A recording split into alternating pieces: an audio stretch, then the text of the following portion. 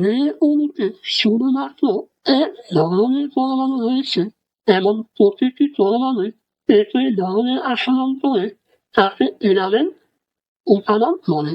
Hydrogen, nitrogen, oxygen, ওজন তাদের প্রত্যেকেই একই পরমাণু নিয়ে গঠিত।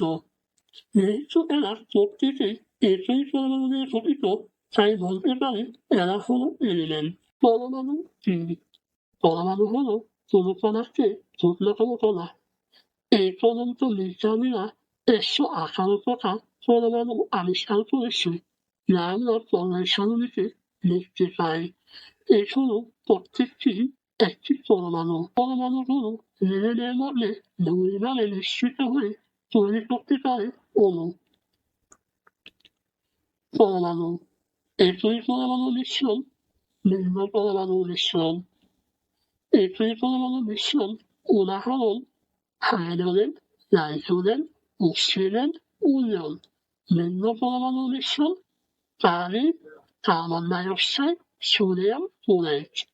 একই পরমাণু মিশ্রণ এবং ভিন্ন পরমাণু মিশ্রণ হাইড্রোজেন, নাইট্রোজেন, অক্সিজেন, পানি, carbon die oxide, sodium chloride প্রত্যেকেই হলো অণু। তাহলে প্রশ্ন হলো ভাইয়া এলিমেন্ট উপাদান বা কম্পাউন্ড যৌগ কি? উপাদান যে অণুতে শুধুমাত্র এক ধরনের পরমাণু রয়েছে এমন প্রতিটি পরমাণু একই ধরনের আচরণ করে তাকে এলিমেন্ট উপাদান বলে। কম্পাউন্ড যৌগ যে অণু ভিন্ন ধরনের একাধিক পরমাণু নিয়ে গঠিত তাকে কম্পাউন্ড বা যৌগ বলে। তাহলে যদি আমরা লক্ষ্য করি হাইড্রোজেন, নাইট্রোজেন, অক্সিজেন, ওজন তাদের প্রত্যেকেই একই পরমাণু নিয়ে গঠিত। Hydrogen, hydrogen, nitrogen, nitrogen, oxygen, oxygen. যেহেতু এরা প্রত্যেকেই একই পরমাণু নিয়ে গঠিত তাই বলতে পারে এরা হলো এলিমেন্ট। উদাহরণ পানি, carbon die oxide, sodium chloride.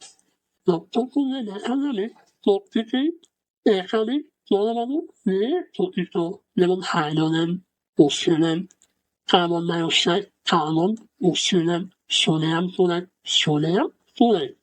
যেহেতু এরা ভিন্ন ভিন্ন পরমাণু নিয়ে গঠিত তাই তাদেরকে বলা হয় যৌগ।